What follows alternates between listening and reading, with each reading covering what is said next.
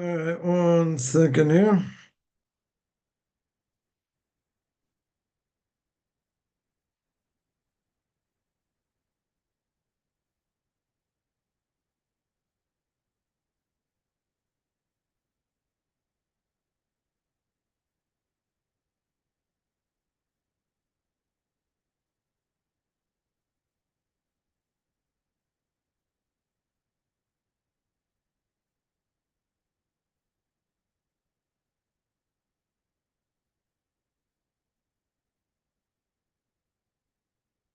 All right, welcome on holding by the Book of Leviticus Chapter 18. Again, welcome on. We're holding by the Book of Leviticus Chapter 18. We are in verse 5. Again, we're welcome holding by the Book of Leviticus Chapter 18, verse 5. Torah says, Shmartem es chukosai ve'es mishpatai sheyasem oisam hadam v'chai behem ani Hashem. So there, the Torah says, very clear, the Torah says, you should keep my ordinances, right? Laws that don't make sense, and my judgments, laws that do make sense, which, if a man do, he shall live in them. Right? A little strange language there, should live in them. And the Torah says, I am the eternal. Right? So here we said before that Rashi says that if you look at verse 4, it seems like a repetition over here, but it includes other details, right, of laws mentioned, which the Torah does not necessarily mention. Another explanation, Rashi says, that the command of observing, i.e. shmira, to guard, and performing, asiyah, what do they apply to? To chukim, laws that don't make sense. Right? And the command of shmir, nasira, the guarding and the doing of these mitzvahs, right? It's talking about laws that we do understand, because it uses in that verse the word asiya, to do, only in connection with what? Commandments I understand. And that the word shmira, to guard, is reference to what? Laws that I don't understand. And so then we mentioned that the Torah says you live by them. So living by them, Rashi said, in the world to come. Because if you're going to tell me it means to live by them, you're going to live in this world, right? The Rashi says, isn't it true? You're not going to live in this world, right? Eventually you're going to die. So must be talking about the spiritual world, right? And Ani Hashem, I am the Lord your God, Rashi says, is faithful to pay your reward, right? We spoke about a few weeks back, right? We spoke about the idea of Olam Haba and not getting reward in this world, right? Which we're going to speak about further. Comes on the Orchaim Makadosh, one of the great commentaries more than 100 years ago. Says Orchaim Makadosh, he says, first of all, I got to know, why is it double language? Right? In other words, why do we say, we mentioned before, verse 4, you should keep these mitzvahs. You do understand, you don't understand, guard them. I am the Lord your God. And again, live by them. I am the Lord your God. Why the repetition? So the Gemara says, Sanhedrin, 74a, anyone who wants to look it up, it says over there, the rabbis learn out, what does it mean, v'chai behem? To live by the Torah. Right? What does it mean? So it says, to live by them, right? To live by them and not to die by them. Right? That's how the Gemara explains. Right? In other words, the Torah you're supposed to live by. You're supposed to live by and not die by it.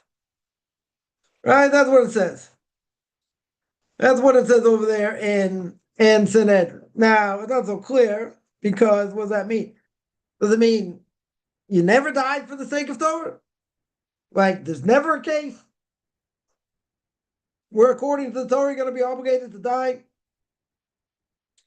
Right? So here says, Or Chaim Kadosh, if a person was forced to transgress one of the mitzvahs of God, you don't have to transgress, right? We're going to clarify this so no one should jump on me yet.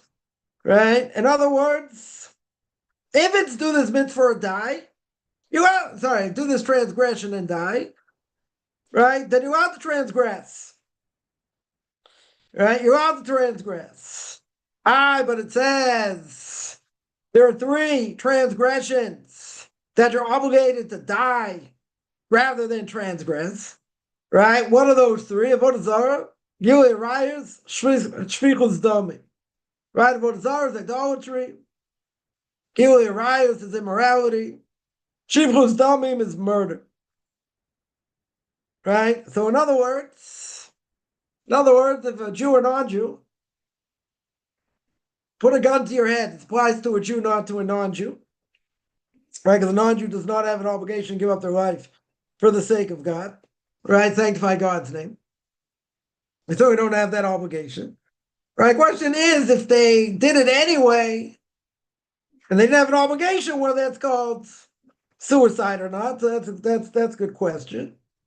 But in general, for a Jew, if a non-Jew puts a gun to their head and says, I want you to bow this guy down this guy in a stick, right? A reference to JC or a sugar fat guy, Mr. Buddha himself. They say, hey, bow down to Fatso. They probably won't call him Fatso, but it's a big mitzvah to make fun of idolatry. They say, hey, bow down to Fatso or die. You have to be willing to die. Anytime, any place. Right? That is what we call the mitzvah of Yareg or Yavor. That you have to die rather than transgress. Now, there are other commandments. Right? Many other commandments I don't have to die. Right? A person will not have to give up their life for. But it could be in times where they're trying to uproot Judaism from people, even a minor thing you may have to give up your life for. But in general, if you were forced to give up your life for something you don't have an obligation to give up your life for, you don't have to. Right? If they force you, right, to go against, as he says over here, to go against one of the commandments, you don't die. You're allowed to transgress it. Now again, the big 3, you're not allowed to. The big 3, anytime, any place, you're not allowed to. You have to die. If you don't die, what happens? You transgress a Torah prohibition of not sanctifying God's name. Right? So, you had people that were, no one should ever be in the situation, by the way. Right? But again, if it's something a Jew has to give up the life for, you have to give up your life.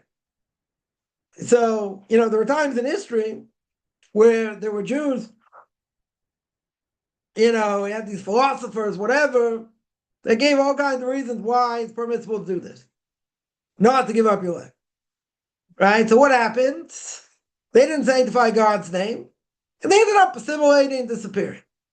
The Jews that were Moser Nefesh, that were self-sacrificing, right? Their lineage stayed. Why? Self-sacrifice.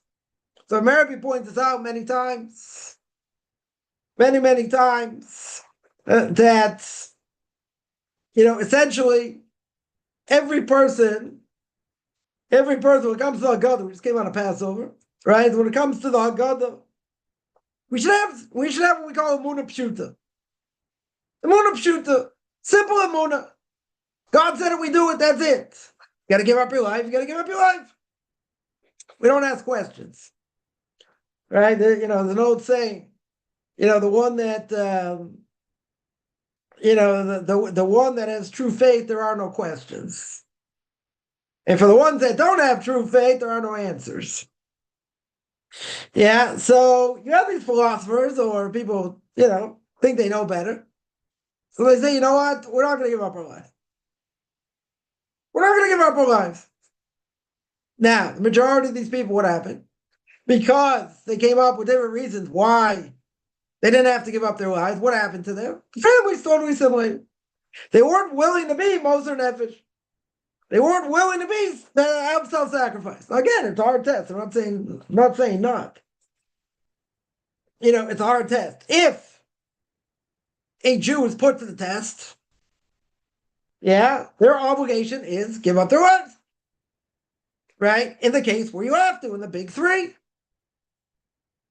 Again, otherwise you transgress the Torah prohibition. Okay.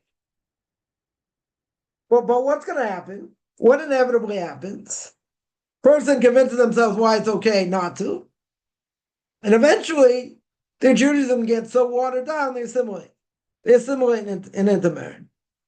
Right? So they're an obligation anytime, any place for the big three, always give up your life. That is the obligation. Again, no one should have to go through with it, but, if that's what happens, and it's either kiss the cross or die, then you have to die. Right? Seemingly, you have to die. And there are many people who've died sanctifying God's name. Right? We're not interested in doing it. Certainly not. Right? I don't think anyone, look forward to such a thing. Okay. But at the end of the day, is it your obligation or not? It's your obligation. The Jew's obligation. Right? Let's say better. The Jew's obligation. Okay. So even though it's the Jew's obligation, and it has to be done if it has to be done. Okay. But at the end of the day, we're not waiting for this to happen. If somebody like Rabbi Akiva, at the end of the Gemara in Brachos, we mentioned that Rabbi Akiva said, I was bothered by this verse. By what verse? I have to say the Shema. I have to say, Hear, O Israel, the Lord our God, the Lord is one. You say the next paragraph, you have to ask Hashem Elokecho. Shall love the Lord your God by your heart, all your soul, right? All your mind, all your means, whatever motecho means. All your money, whatever. Right? But Rabbi Akiva said, I was bothered by this verse. Why? What does the verse say? B'kol nafshecha. Take your soul. So Rabbi Akiva said, I was always bothered by this verse. When am I going to be able to sanctify God's name? Right? When am I going to be able to do that? He got caught by the Romans teaching Torah. So as he's having his flesh carved out, he's giving this whole sermon to his students. And they said, Rebbe Ad Khan, this is what it means. This is what the verse means. He said, I was always bothered by the verse. And now I can sanctify God's name. Again, not everyone agreed with Rebbe Akiva. They agreed you got to sanctify God's name when you have to. Not that we're looking to do that. Not that we're living our lives for that, so to speak. We'll do it. That's an obligation. That's an obligation. Okay. But I should look forward. That's what I'm living for? Who says that's what that's what I'm living for? Rabbi Akiva said that he explained it that way. And obviously not everyone agreed. But even as they covered up his flesh, and he's giving over the sermon, what does Rabbi Akiva, what happens? He dies. And right after Rabbi Akiva dies, before he died, what did Rabbi Akiva say? Rabbi Akiva said, Shema Yisrael, Hashem Elokeinu, Hashem Echad. Right, Hear, O Israel, the Lord our God, the Lord is one. And then he died. And then the Gemara says, Rabbi Akiva is welcome in the next world. Right? Very hard Gemara to understand. In different ways. What do we have over here? We have the mitzvah of Kiddush Hashem. Sanctifying God's name. Right? So the mitzvah of sanctifying God's name literally is this case. Where you're obligated to give up your life. Now, some people say, in the name of the Beis Yosef, Rabbi Yosef Karo, one of the great commentaries more than 300-400 years ago, right? He authored the Code of Jewish Law, Shulchan Aruch, as we know it, right? A lot of what he brought down from the Rambam, how the Rambam organized it, and basically, that's who Sephardic people go after. Exactly what the Shulchan Aruch says. Right? The Ashkenazim, I mean, things where Shulchan Aruch does not disagree, with the Ramosha Isuis, right? Who was a Rav in Poland, where, Ashkenazim hold by what he says, right? When there's a difference of opinion. Regardless, the Beis Yosef, Rav Yosef Karo wanted to die sanctifying God's name. But he saw that was going to happen. Didn't seem in his life that was going to happen. So he's very bothered by this. So he's have an angel come learn with him every night, as the story goes. And he asked the angel this question. He said that, I want to be able to sanctify God's name. Right? So the angel told him, that's not what God wants from you. What does God want from you? He wants you to live by sanctifying God's name. Now, dying by sanctifying God's name, right? When a person, dies, whatever it is, right? As long as, they're not being tortured, they die. That's it. Right? They're shot, they're killed, whatever it is. Whatever it is, however they die. Yeah, okay. So it happens in 1 second. It can happen in more, they can make the person suffer, whatever, but the person dies. In the end, the person dies. Now, the person dies in a short amount of time. Relatively short amount of time, could be instantaneous. Right? In other words, the person gets shot right in the head, boom, right? That's it. Person dies straight away. Right? Whatever it is. Right? But it's pretty close. Right? In other words, whatever happens to them, they die shortly thereafter. That's the point. Yeah, that's the point. Now, based on that, many say that, okay, so you died, you sanctify God's name. It's a big mitzvah. It's a huge mitzvah. You die sanctifying God's name. Okay. But what's harder to do? What's harder in this world to do?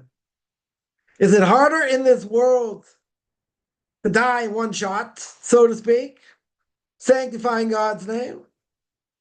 Right? Or is it harder to live sanctifying God's name? Now, sanctifying God's name, living by it, that means, you got to be impeccable. That means no one's going to ever say anything bad about you. Yeah, people will say, thank God his Rebbe taught him Torah. Thank God his father taught him Torah. Yeah, so a person's got to be very careful. Very, very careful. Because one of the worst things a person can do, one of the worst things is called the Chilul Hashem, a desecration of God's name. I think I spoke about this last time. Pirkei Avos mentioned a little bit, or mentioned it before. Right? And that is, people throw this term around like a rag doll. This is a desecration of God's name. What do they normally mean? It's a bad thing to do. A desecration of God's name as a specific definition. Right? A person has to do something wrong. Other people are going to learn from this wrong action. And it has to be done technically in front of 10 Jews. Now, what if there are no 10 Jews around, but it's still a bad thing? So people say, oh, that's a Chilul Hashem. Right? That's a desecration of God's name. But essentially, it's a bad thing to do. By definition, that's not we're not going to call it a Chilul Hashem. Because again, people throw around the term, but it's a technical term. But what does a Chilul Hashem mean in general? Right? So the Mishnah at the end of Yuma says that what atonement does a person have to do for what level of repentance? Let's say better. What level of repentance does the person have to do to offset this desecration of God's name? First of all, we got to go through, says the Rambam, or says the Mishnah, that you have to properly repent. Right? You have to have repentance. With repentance comes remorse, regret, say you're never going to do it again, make a plan on you're not going to do it again. Okay. You have to have repentance. What's the second thing you need to do? You need to go through Yom Kippur. Right? You need atonement from Yom Kippur. What's the third thing you need? You need to suffer in this world. Now, even if you do all three, Person has remorse, they have regret, they repent, very good. They go through Yom Kippur properly, very good. They even suffer in this world, very good. Do they get atonement? No. When do they get atonement? All that is held up in, let's say, suspended animation, for lack of a better term. It's all held up for one thing. What's the one thing? Death. You have to die. Once a person dies, then they get the atonement. That's why it's the worst of all sins. Because you have to die in the process also. At some point, doesn't mean straight away. Right? In other words, a person can go through all the mechanics of repentance. They can go through Yom Kippur. They can go through suffering. They can go through suffering. Very good. So that helps a lot. If all things go well, you did it all right or whatever. Very good. What happens though? You don't get atonement. You still you're not granted atonement until when? Until death. Once a person dies, whatever that's going to be, it could be 10 years later, 50 years later, whatever it is, that sin will be wiped out. But only when that happens. All the other things combined don't help. If a person's still alive, you don't get atonement. I can tell me Yom Kippur should atone. Very good. It will atone for certain things. Maybe for many things. This, it doesn't atone. This, it will not help. It'll help the process of repentance, okay. Right? It'll put everything together, and then God's going to wipe it out when you die. But you don't get atonement until you die. That's why it's the worst of all transgressions. Right? So what's the definition? What does Rashi say at the end of Yuma? The end of Tractate Yuma, what does Rashi say? Rashi makes very clear what a Chilul Hashem is. Chilul Hashem, he says, is something where a person does something wrong, a Jew does something wrong. Let's make it clear. A Jew does something wrong, and other people learn from their bad ways. Right? So the Gemara gives an example. What's considered desecration of God's name? One of the rabbis says, if I don't walk out almost 4 arm lengths without towels and tefillin. Right? If I walk 4 arm lengths without towels and tefillin, by me that's desecration of God's name. Someone else says, when I go to a store and I buy meat and and I pay for it later, I don't pay for it on time, let's say, that's desecration of God's name. So desecration of God's name, even though it's got a technical definition, it's different by different people. Now, why is it different? Why is it different by different people? Because people are different levels. If a person is a person's a potato farmer in Idaho, right? No offense. Anyone who's a potato farmer grew up in Idaho. Yeah. They don't know anything, right? So their level of a desecration of God's name is going to be very different than someone who's holding somewhere in the world. It's going to be very different. And it makes sense why. Right? We just read Parsha Shmini. You see by Nadav and Avihu many potential reasons what sin they might have done. Right? In order that they got death penalty. So we spoke over there, Leviticus chapter 10, it's Korban Aaron, that the Or Chaim HaKadosh brings down. He says when you're close to the king, or you want to be close to the king, get burnt.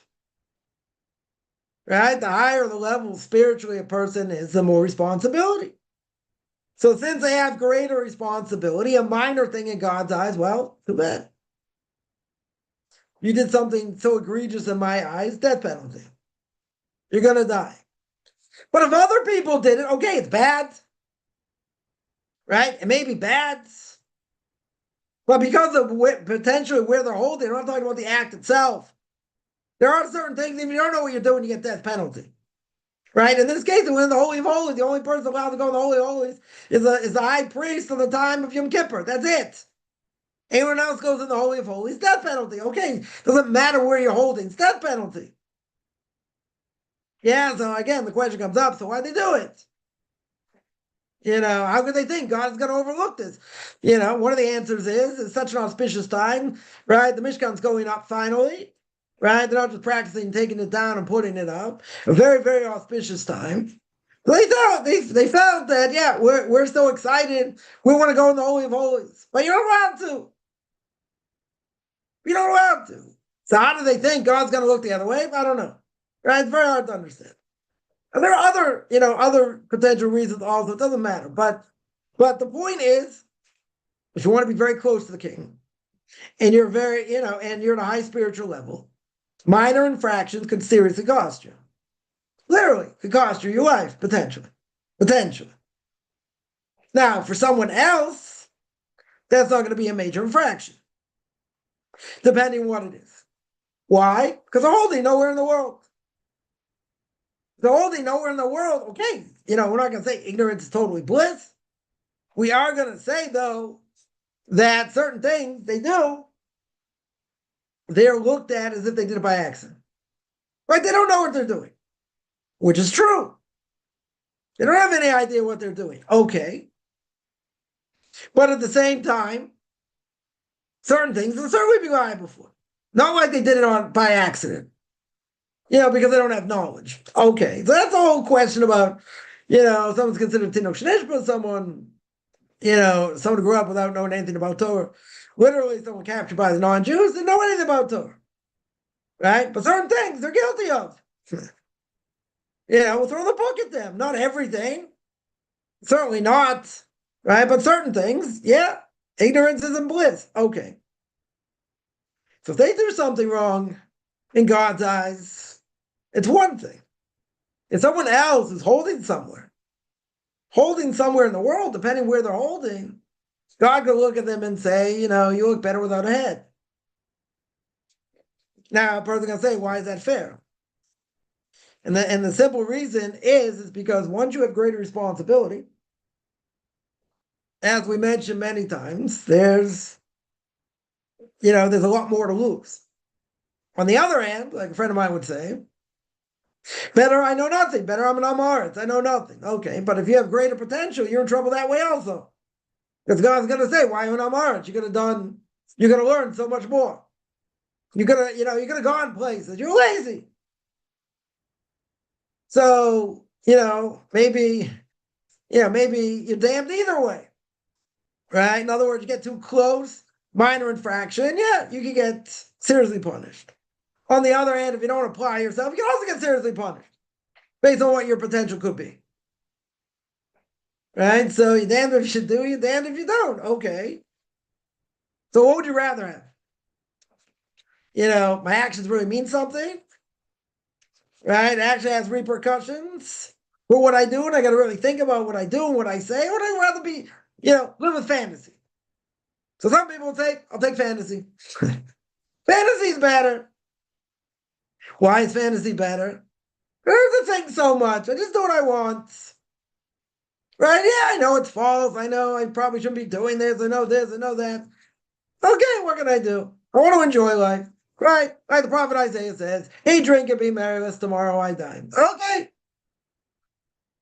Right? Or you can live your life in a meaningful way. What's a meaningful way? A meaningful way means what I do matters. There are repercussions for what I do. I gotta be careful what I say. Gotta be careful how I act. Careful what I do to my body. This, that, right? Plenty of things. So people, I've heard over the years, oh, you don't live in the real world. This is the real world. Yeah. It's either there's meaning or it's fantasy. Right? Like the Rambam says at the beginning of 13 Principles of Faith. It's either you believe in God or you believe in idolatry. Right? There's nothing in between. Either you're going on the right path or you're going on the wrong path. There's no such thing as being neutral like Switzerland. There's no such thing as striving for mediocrity. Right? Either going up or you're going down. That's it. Right? There is nothing in between. Yeah. So we would say that is real life. Right? That's exactly what real life is. Because it means every last thing I do, every last thing I do has meaning. from the second I wake up in the morning to when I go to sleep. Even for non-Jews, okay, they have many less laws, many less things to keep. Maybe Kaufman would say there are a lot more that they should do because of moral imperatives, but not because they're obligated. Okay. But at the end of the day, a person wants to lead a moral life. They want to be the best they can be. They want to live in a world where what they do matters. That there are repercussions, for good or for bad. Yeah, it's either that or fantasy. Right? I don't see anything in between. Right? There's nothing in between. Either you're doing the right thing, you're doing the wrong thing. Now, there is gray area. There will be gray area, maybe. It's not so bad, depends how you look at it, depends what you're holding, depends on a lot of different things, okay. But at the end of the day, it's not about being mediocre. At the end of the day, either I'm doing the right thing or the wrong thing. Like, oh, that's your opinion. It has nothing to do with my opinion. This is what the Torah says. Either you're doing the right thing, and good things will happen, or you're doing the wrong thing, and bad things will happen. Right? Now, there are different levels in between. We don't see how it all makes sense. We don't see the measure for measure. Okay. Right? Sometimes we do, but maybe a lot of times we don't. Okay. But at the end of the day, what do I have? At the end of the day, it's either I'm going the right way or the wrong way. Right? So in this case, says Or Chaim Kadosh over here, there are 3 transgressions you always have to give up your life for. A Jew always has to give up their life for. Right? Anytime, any place. One of them is murder, one of them is idolatry, one of them is immorality. For other things, you don't have to give up your life, unless it's a time of what we call shmad. Shmad means where country you live in or whatever, they are making your life a misery to go against all the commandments. They want to force you not to do any of the commandments. Right? So even on something minor, you might have to give up your life for. Okay, but on most things, you don't have to give up your life. Right? That's the point. He's telling you these 3 things you have to give up your life for. Very good. Now, if you say, what's going to be the next verse? Right? Next verse we're going to get to. I don't know when. Right? Because we'll have to speak about it here. But the next verse, what does it tell me? Forbidden relationships. Right? The whole rest of the chapter. Just about the whole rest of the chapter we're going to get into at some point. Right? Maybe over the next few weeks. Actually we started. We'll see. That what's the connection of the next verse? The next verse is going to tell you, right? Next verse, just do a preview. Next verse is going to say, none of you shall approach any of these that is near of kin.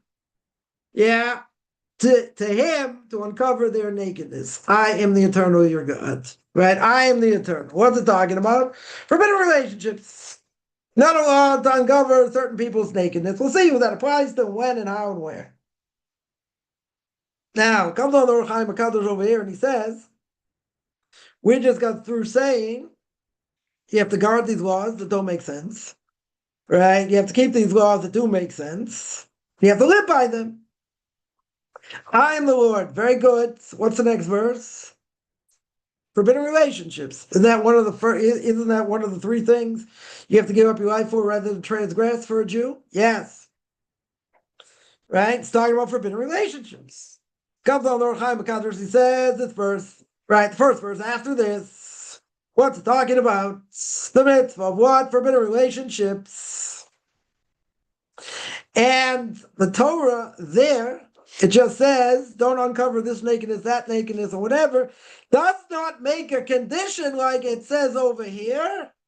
Makes no conditions so you live by them. Doesn't say that.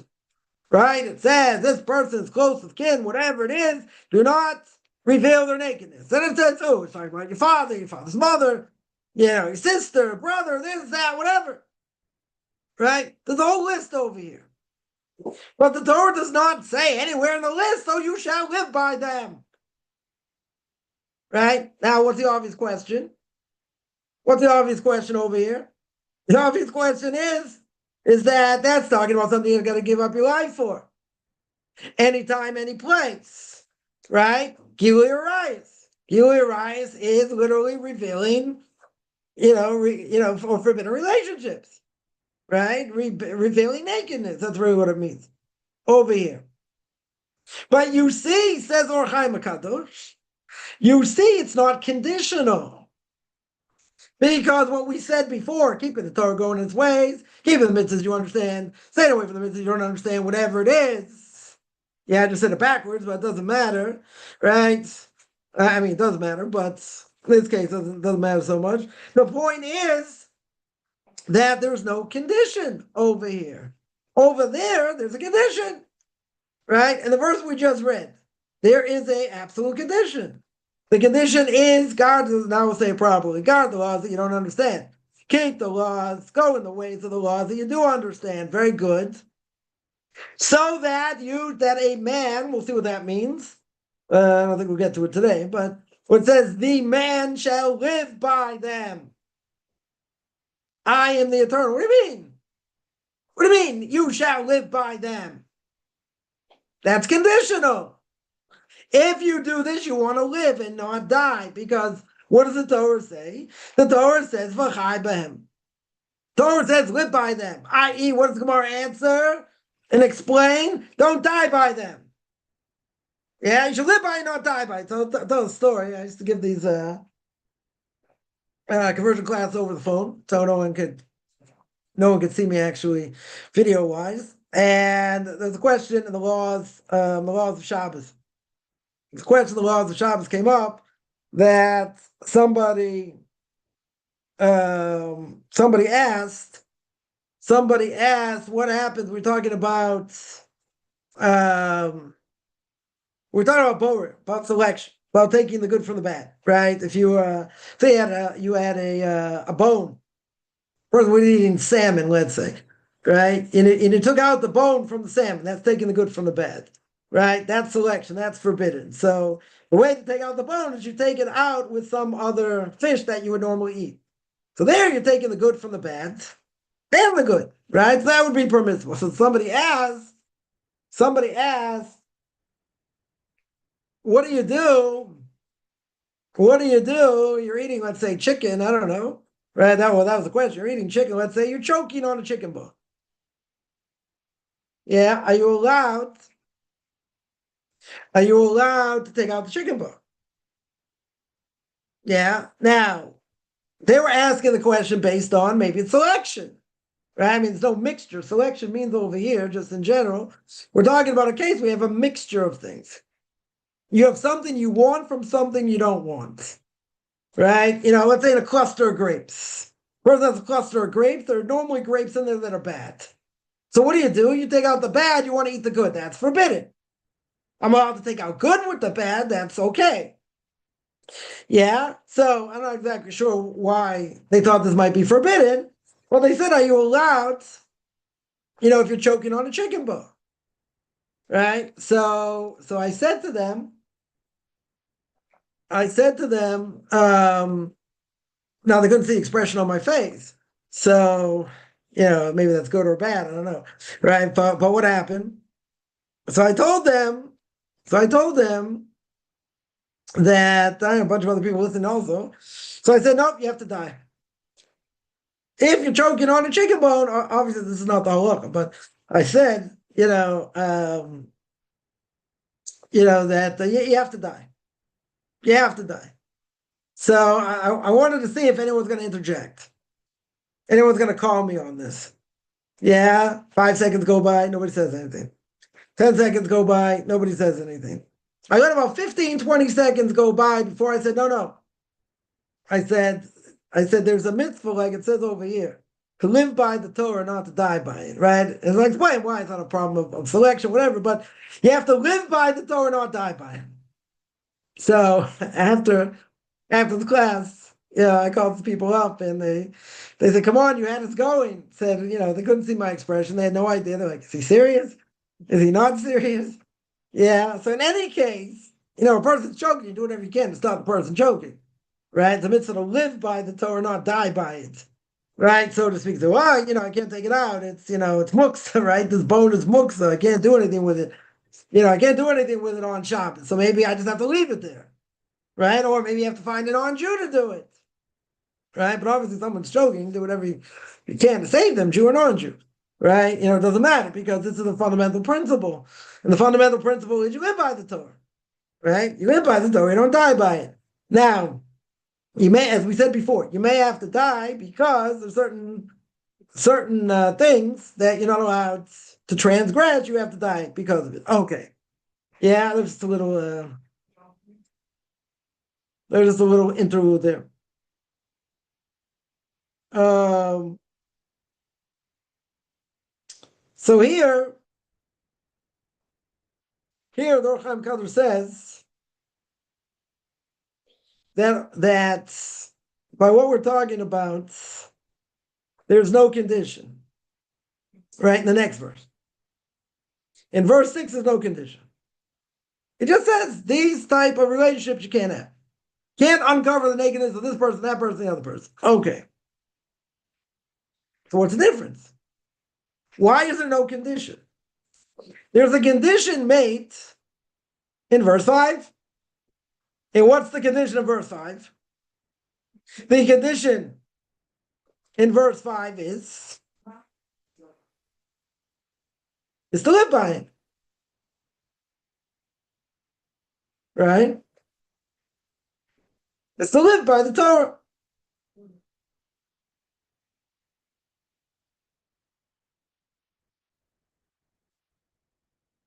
Right? So here,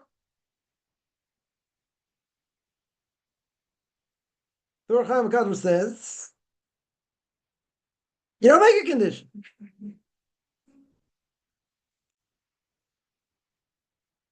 Right? You don't make a condition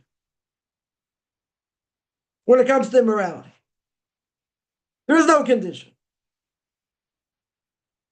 So here you see in the next verse, there's a command, or in the previous verse, right? There's a command on all other mitzvahs of the Torah, right?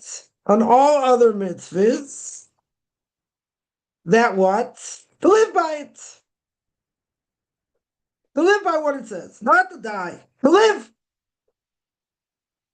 So they make an inference and they say that the verse we said before, when it does not say, so it doesn't say live by it, right? And verse 4 doesn't say that, right? In verse 4, what does it say? Again, mitzvahs I understand, do. Mitzvahs I don't understand, guard yourself. I'm the Lord your God. It doesn't say to live by them. Doesn't make that condition. So he wants to make an inference. And he says on the verse, it says before, does not say live by them. Right? So what would I understand? Says Orchaim HaKadosh over here, it means if it doesn't say to live by them, like it says in our verse, then it must mean that you have to give up your life. Right? It means Hareg Yavur. It means you have an obligation to give up your life. Now, personally, okay, that's his interpretation. We can argue he's much greater than us and we'll be in 10 lifetimes. Okay, but where does he get it from? What's his understanding? What's his understanding? What did we say before? The end of the verse says to live by them. To live by them are mitzvahs I do not have to give up my life for. Right? It says, v'chai b'hem, to live by them, i.e., says the Gemara, not to die by them. Okay. In the previous verse, it doesn't say that. So if it doesn't say to live by them, then what would I understand? What would be obvious? What would be obvious means that I would have to give up my life for. A person would have to give up their life for. Because it doesn't say to live by them. Now, the question is, a lot more to speak about here. What he's going to go on to. Well, we're going to stop for 1 second. How far does this go? The Torah says over here, v'chai b'hem. It says you have to live by the Torah. Oh, not to die by it. Very good. We know there are certain commands, certain transgressions, you have to die. Right? One of them, right? Again, avodah zarah, idolatry, gilui arayos, immorality, shfichus damim, murder. Let's go to immorality. How far does immorality go that a person would have to die? Literally, instead of doing what they say to do, then you'd have to be willing to die. Right? How far does it go? Now, we'll keep this hopefully relatively clean. Yeah. I don't want to get banned here. Right? Now, how far does this go? Is it just talking about relations? Or is it even talking less than that? If you're telling me, marital relations, right? Let's say, can understand that you have to give up your life for. That you're not allowed to do. Any forbidden relationship. Okay. But what about before that? You'll say just the act itself. Maybe it's only the act itself that we're going to say is forbidden. Right? But if you see the next verse, it doesn't say the act itself. It just says, don't reveal the nakedness. Now, technically, you could say, if you go through all these forbidden relationships, right? Granddaughter, grandson, this, that, right? All these different relationships, couldn't we easily say it says that you're revealing the nakedness? Okay. Now, if the nakedness is revealed, if it's revealed, but a person doesn't act on anything, yeah? Person does not act on anything, but the nakedness is there. Did they transgress or not transgress? The Torah makes very clear, right? Which we're going to see. We're going to speak about this for a while. Yeah, but it's just a good introduction. I will come back to it, right? But this is the base of looking at lewd pictures for men or women. Because nakedness is revealed. You tell me, forbidden relationships means we have specific relations here, father-in-law, daughter-in-law, together, and grandkids, and who knows what else, aunts, uncles, right? All these things. You might tell me that's where not only the nakedness is revealed, even though that's what the Torah says, right? It's talking about immoral acts. They're going to say two consenting adults, right? Try, keep this clean. Probably gonna get banned over here, right? But two consenting adults. And let's say they're two Jews, even better. Even better, right?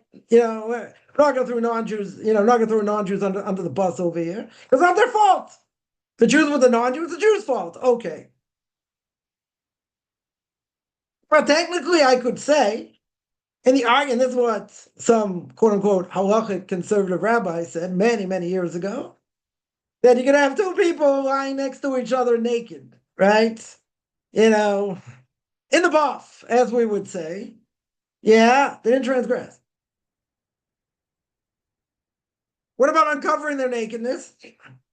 What about lewd thoughts, right? You think, you're just going to be sitting there like twiddling your thumbs? Probably not. But he wanted to claim, who knows what his proofs were, wanted to claim, according to this, not a problem. Right? Now, what do you do with the fact it's uncovering nakedness? Nakedness is uncovered. Nothing to talk about. Right? Now, the question is, what's that talking about? Is that talking about just the nakedness is uncovered and nothing happens? Or we're talking about something very specific. Normally, if nakedness is uncovered, right, we'll play it out. Something's going to happen. Right? More likely something's going to happen than not. If something doesn't happen, then something else is going on. Right? But that should be the normal thing should happen afterwards. Right? So, so say, but look what the Torah says. It's revealing the nakedness, but you didn't do anything. So everyone tell me it's about the act. Maybe he's right. I'm not going to give any credibility, but maybe he's right. If they just sit there and nothing, they don't do anything. So maybe it's less of an issue. Maybe it's only the act itself. Maybe. Right? We'll see that in verse 21, 22. Right? When we get there, speak about homosexuality. Right? Because some people want to say that homosexual thoughts are not forbidden. Thoughts when it comes to immorality forbidden. One of the few things that the thoughts of a person can be forbidden even if it's not acted on. Right? One is that, and one is immorality. One is idolatry. But whatever, we'll get there. We'll get there. So now, how far does this prohibition go? Right? Let's say you don't act on it. Okay. Does this apply only to forbidden relationships in general? Or does it apply to anyone of the opposite sex, regardless if they're related to you or not? Now, technically, as we're going to go through this, you're going to see, the what do you call it? The nakedness of your father or your mother. You're not allowed to reveal, right? Or your father's wife, if she's not your mother, right? Or your sister, who's the daughter of your father, whatever. All these things. So maybe it's only relatives. Maybe if you see the nakedness of your relative, that's where it's forbidden. Again, is it only the nakedness or is it the act? Right? Right? What about anybody else? What about anybody else? Anyone's ever seen a movie that's probably at least PG or more? It's usually, well, PG probably less, right? With all kinds of innuendo, so it won't matter, right? But let's say an R-rated movie, right? There's going to be bad language, most likely. There'll be violence, most likely. And most likely there'll be nudity, right? At some point, right? It doesn't have to be a lot. We're not talking about, something pornographic here or whatever, but let's say, right? Let's say. So a guy watches it, or a woman watches it, right? You say maybe it applies more to a guy than a woman. I don't know. I don't think so. Yeah, but let's say. So a guy sees it, right? Now, right? See, this is where knowledge comes in over here. The person's gonna say, but the Torah says only by people you know, only relatives. These are going to be the forbidden relationship, or this is going to be the nakedness that you're not allowed to uncover. But someone else uncovered their own nakedness, and you happen to see it. Yeah? So if you happen to see it, what happens? Forget about it, get excited. That's not even the point. That's not even the point. Even if you don't, you're still punished. Right? According to many. Regardless. What happens over here? Is the nakedness uncovered? Uncovered? Right? Someone with half a brain is going to say, oh, wait a minute.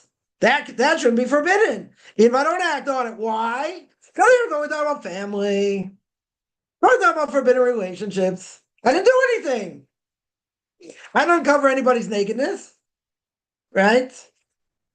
Obviously, it's a warped way of thinking, yeah, but I didn't uncover anybody's nakedness. Very good. You didn't do anything wrong. Technically. Yeah, it happened to me. You watch this movie or whatever. So that's your own problem. Whatever a person did. You didn't ask anyone, took off their clothes, but whatever, it happened. It would be nice if they don't happen once. If they would happen once. Okay. Now the person saw the nakedness. They transgress or not? Right? Is this what the Torah is talking about or not? Now, someone could say, it's only family. It's only family relationships. That would be forbidden. But we're talking about over here, uncovered nakedness. Why should we only say it's about family? Right? Should be anybody. Right? It really should be anybody. Not just any family relationship. Yeah, because later on it's going to say a woman, has a period, you're not allowed to see her nakedness. Yeah. You're not supposed to be with anyone else's wife. Right? And all that. So you see, it's not just family relationships. You see, it's by anybody. You say, how do I know she got a period or not, or she's after seeing blood or whatever. So, no matter. Nakedness is uncovered. Yeah, nakedness is uncovered. Now, if nakedness is uncovered, then, it should be forbidden to see it.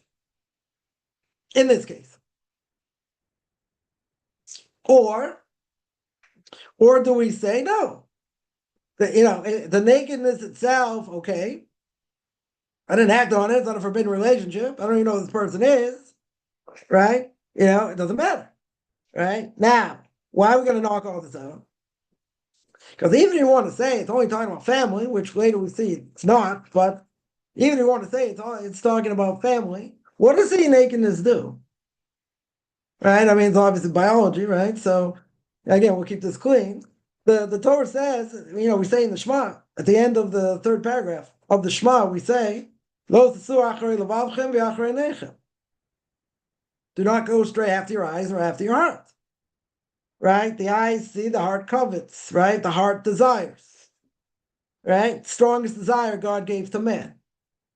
Yeah? So the strongest desire that God gave to man, how could seeing someone of the opposite sex nakedness be okay?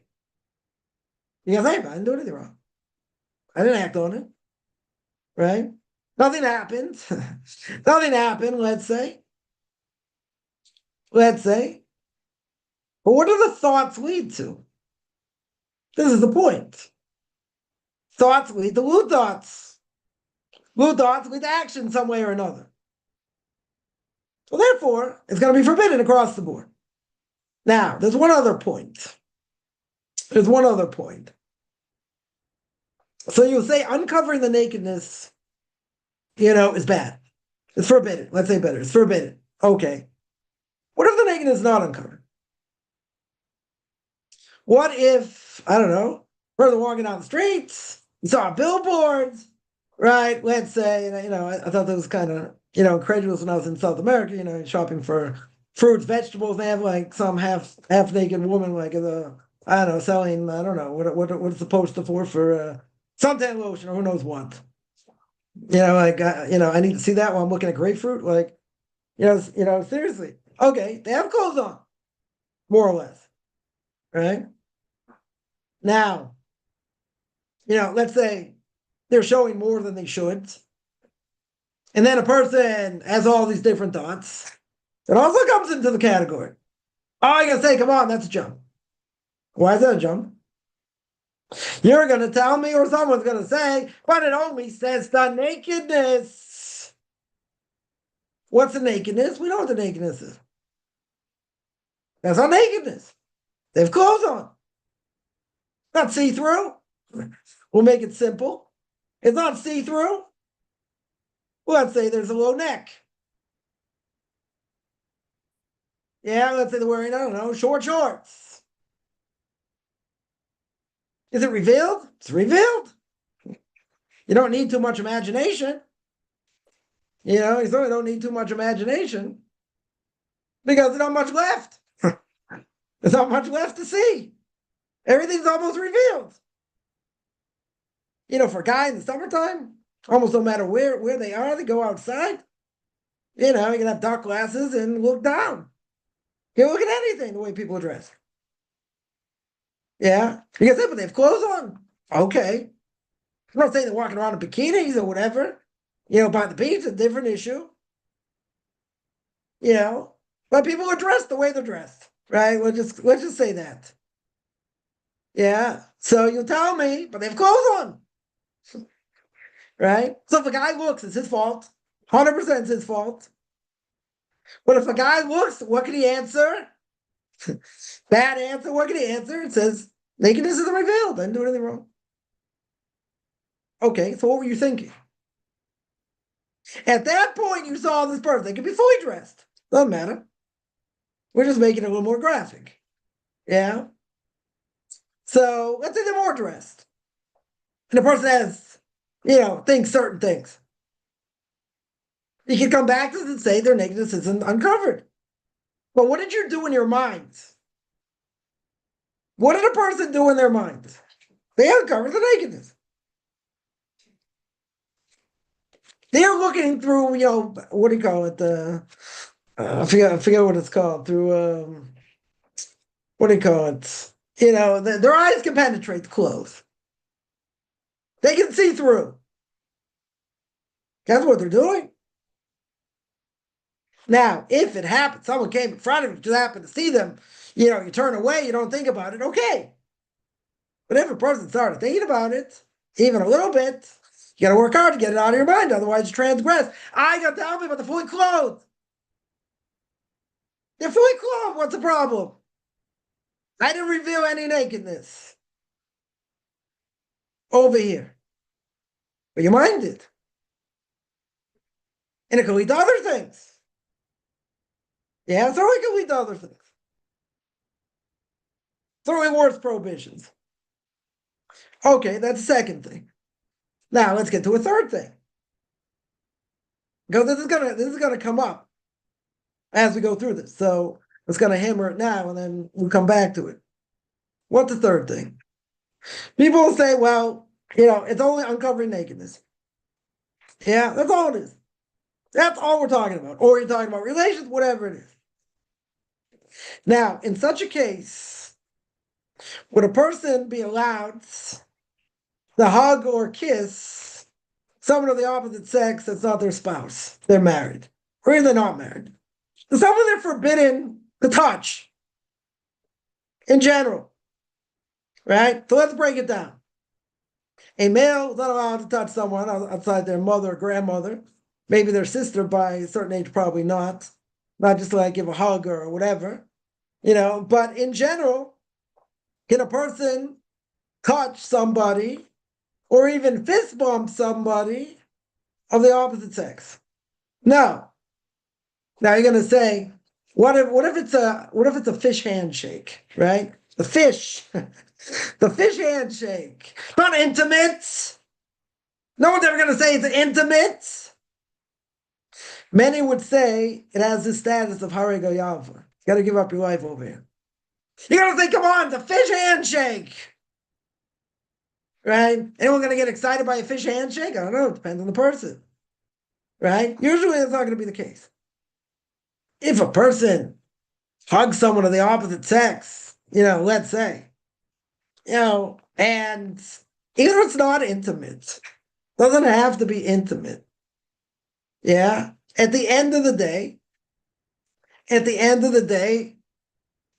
where's the person's thoughts going to be? You're going to say, if their thoughts are there, then they have a serious problem. Okay, they do. But even if they don't, this is a non-starter. It's an absolute non-starter, right? And this comes up all the time. Why? Somebody works, someone's out in the public, and a woman, let's say it's a guy, a woman puts out her hand, shake your hand. Now, some people would say, wrongly, but some people would say you shake your hand not to embarrass them. Now, embarrassing someone is like killing them, right? It's akin to murder. The Gemara says you embarrass someone, they turn white, then they turn white, and they turn red. What's red? Blood. They've been embarrassed in public. It's like they killed them. Yeah, which is interesting. The Rabbeinu Yonah says, even though murder itself, you don't lose your portion of the world to come.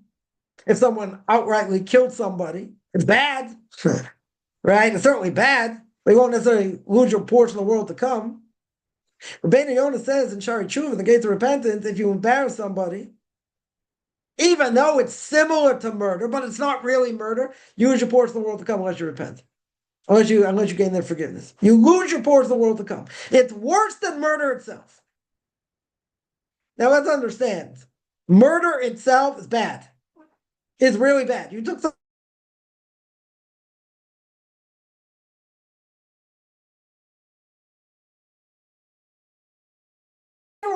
someone's life.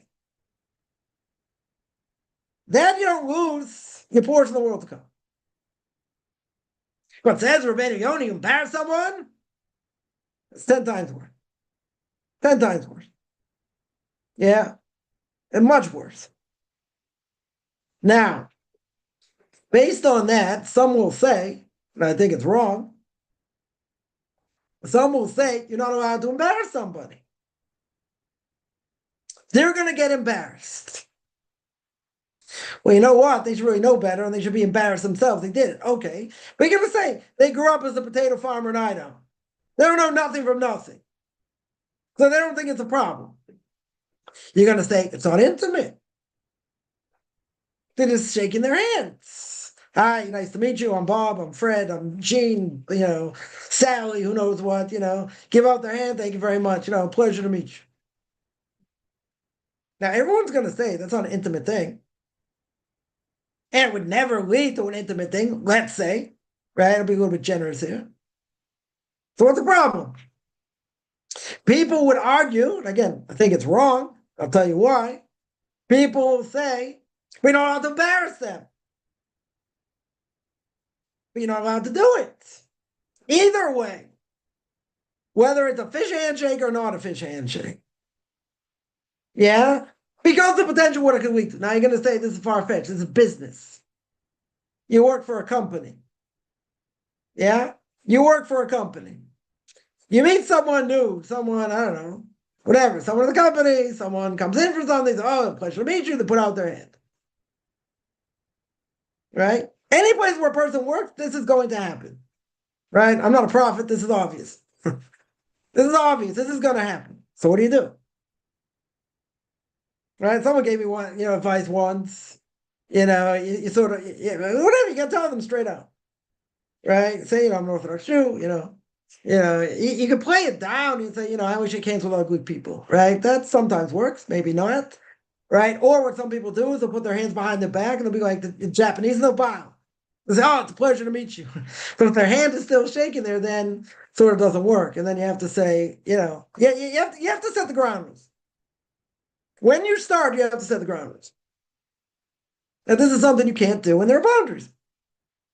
Certainly women, they have to be boundaries.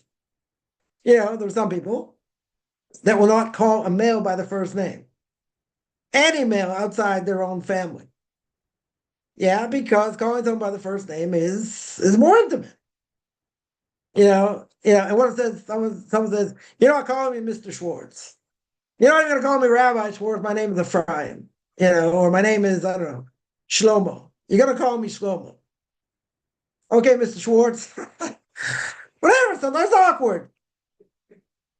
Right? But you have to set boundaries. And if you don't set boundaries, things can happen. And there are reasons for these laws. The rabbis weren't backwards, weren't living in Victorian England. Like they knew. They knew the psyche of man. They know. Right? Famous story I've mentioned before, not famous, whatever, it became famous. Somebody needed a job and was working at night. It happened to be, a non-Jewish woman that, like cleans up there, whatever. And it's only him and her. So that's probably it with being alone together. No one's around, no one's coming in. Right? The problem of being alone together. So went to Rav Shach, Torah giant for the last generation, I think Shivan Panovich.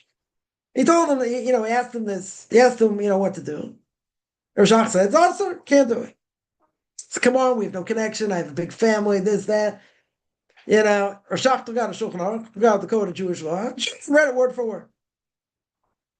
He said, you understand, but I really need the money. Like, we don't have any connection. What do you think is really going to happen? Yeah, Rav Shach screamed at him. And he said, you think you know better? You think you're stronger? You think, oh, this will never happen? You don't go against what the Shulchan Aruch says. You don't go against what the Code of Jewish Law says. Period. That's it. That's what it says. Guy didn't listen. What happened? Whatever, it's late at night, she comes in, he says hello, this, that. He started a conversation. One thing led to another. He ends up being with this woman, and he leaves his wife. There are laws on the books for a reason. People can say, oh, they're far-fetched, it's never going to happen. Right? This guy will say, what connection would I have with this woman? I'm sitting, learning most of the day, trying to hold somewhere in the world, I learned by the Torah giants of the generation, I have good rabbis behind me, strong wife, family, this, that, gonzo. Overnight. Now you could say, maybe problems in his marriage, maybe other things. You can say whatever you want. The point is, he fell. He fell and he said, this is never going to happen to me. Right? So that's always a big problem. Right? We always say, Al tiftach peh l'satan. You never open your mouth to Mr. S, ever. You can say, come on, I'm going to have, I'm going to have a connection with this African-American woman. Like, really? I'm learning and, I'm learning all day. I have this big fan. Like, you really think we have anything in common? Anything could even happen? You're not saying because I'm better, this, that. Because the circumstances come from two totally different worlds. Totally different worlds. Yeah, there wasn't anything said about what's going on in his life previous to this, right? But he's like, I got no connection. He thought we had marital problems, other things. Okay, maybe. Yeah, but didn't seem to be the case. What happened? You get friendly. How are you? How are things? Comes in the next day, and she said, there's nobody else there. Okay, they both have to work, very good, but they started a connection. And what happened when they started a connection? In a bad way. Guy had remorse, but this is what happened. It's a true story. This is what happened. Right? So again, you say, come on, what are the odds? It doesn't matter. Right? It doesn't matter. A person, when these laws apply, a person can be alone, let's say, I don't know, let's say with their mother-in-law, right? And, they say about all these mother-in-law jokes, right? They're all true, right? But let's say, person's mother-in-law is 30 years older than them, dried up, shriveled prune, right? Let's say. I mean, it'll be generous here, maybe not dried up and shriveled, but, okay. Yeah, let's say in their 60s, 70s, who knows what. Yeah, and, your wife is out, you have little kids at home, they have to leave the door open, or someone else to come sleep there, whatever. Come on, the person's 75 years old. The halacha is forbidden. Absolutely forbidden. So I'll tell you something happened to me. It's very awkward, and sometimes these things happen. Relative I hadn't seen in a long time. Person much, much older. Wants to give me a hug. It wasn't going to be like, a big hug. I took 2 steps back. I was kind of surprised that it came that close, but okay. I tried to downplay the situation. Someone, snidely says under their breath, if you're ever going to say something under your breath, make sure that person doesn't hear it. It's like, oh, come on, what do you think is going to happen? This, that, like, I started saying certain things. Okay. What are you supposed to do? According to many, you have to give up your life rather than do it. That's how severe it is. You're going to say it's a fish handshake, and it doesn't matter, and it's not intimate, and it's not. Okay, you come up with 50 different reasons. 50 different reasons why it should be okay. If you had to do it.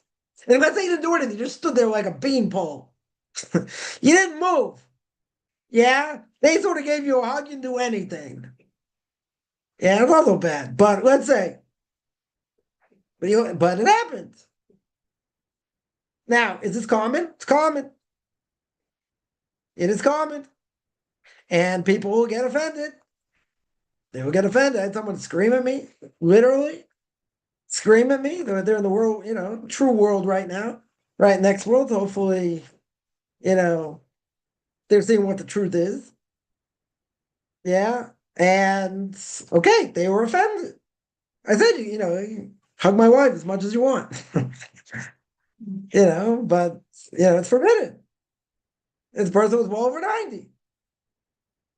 Doesn't matter. Right?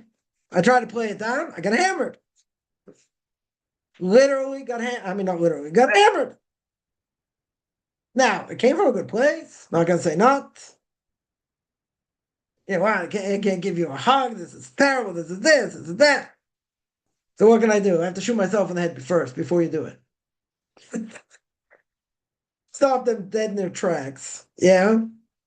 I said, I'd love to, but what can I do? What can I do? So the Torah says something different. They're not personal. They took it personally. Yeah. Another relative will say, like, you're not going to hug me? Forget it. Don't even speak to me. That's being open-minded. See, we're not open-minded. Okay, I don't claim to be open-minded. But you take someone's a leftist and say, well, I'll never speak to you unless you give me a hug. That being open-minded? I don't think so. I understand where it comes from. They're offended. They're offended. You're gonna give your cousin, your aunt, whatever. You're not gonna give them a hug? How could you not do that? I believe in God. God said you shouldn't do it. Even if it's so far-fetched, even if nothing's gonna come out of it, even if you're not gonna have bad thoughts or whatever. And let's say they're a dried up, shriveled prune. So what? Doesn't matter. There are stories. You may say the far-fetched, they're 1 in a million, doesn't matter. There are stories, things have happened. Son-in-laws and mother-in-laws, it's hard to imagine. Brother-in-laws and sister-in-laws, things happen. You have to have boundaries. Rabbis knew exactly what they were talking about. Torah, knows exactly what it's talking about. So uncovering nakedness in general, even if you don't act on it, still forbidden. So again, if you saw something, a person outside, one walks by, whatever, not so clothed, let's say, you work very hard to get that thought out of your mind, very good. Doesn't affect you. No transgression.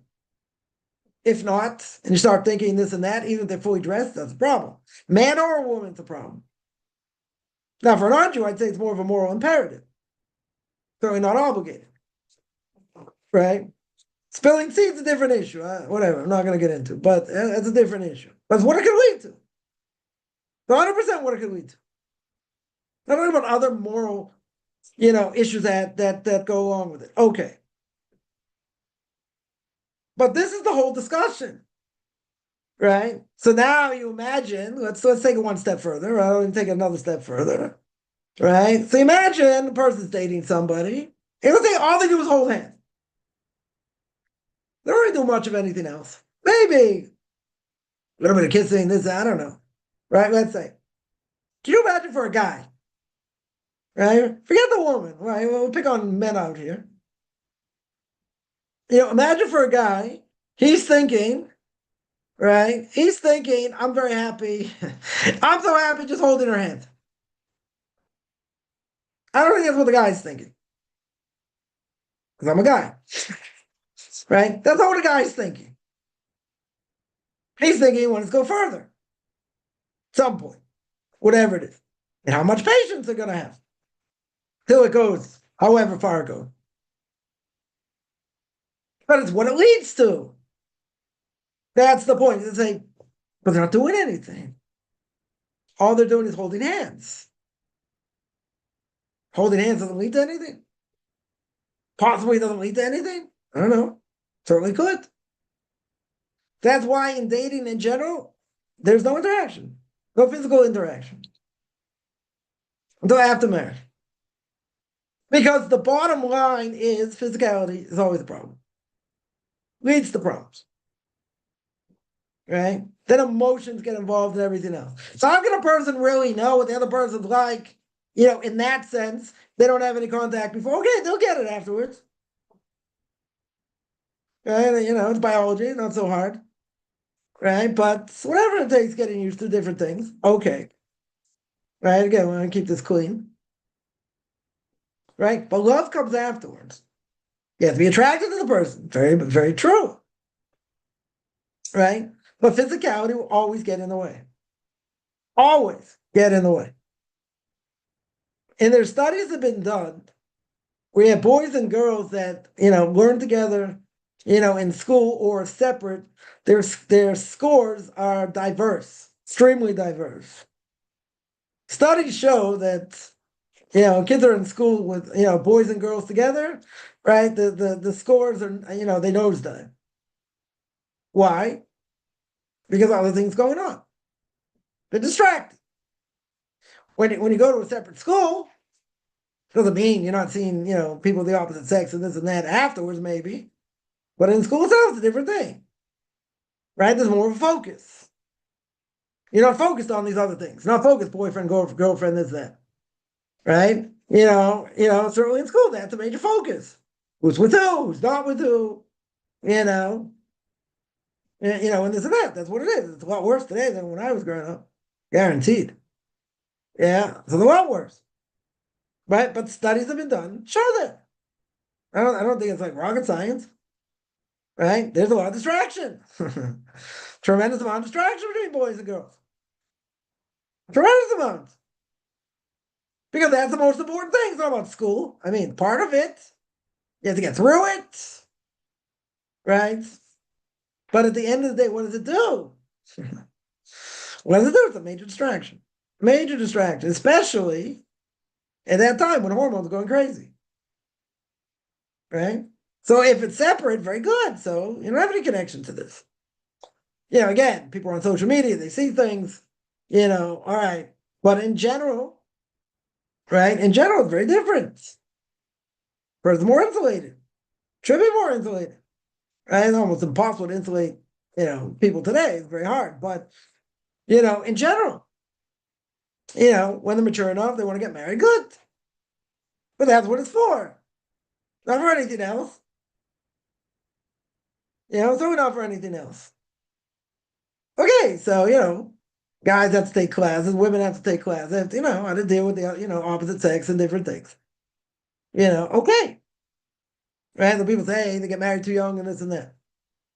Yeah, they're like, why did they get married later? Get married later, you get more problems.